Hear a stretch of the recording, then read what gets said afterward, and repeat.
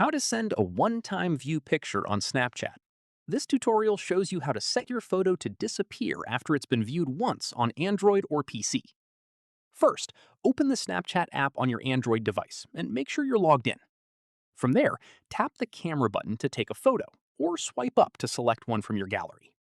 After that, once your photo is ready, look at the bottom right corner of the screen for the timer icon. At this point, tap on it to open the viewing duration options. From there, you'll see several time options available. Make sure to select anything other than the unlimited option so the photo doesn't stay visible indefinitely. Following this, choosing any of the timed options means the recipient will only be able to view the photo for that set duration before it disappears automatically. From here, if you want it to be viewed just once, select the one-time view option from the list. After that, tap the Send button and choose who you want to send the snap to. Finally, once the recipient opens it, the photo will disappear according to the timer you set and won't be available for them to go back to.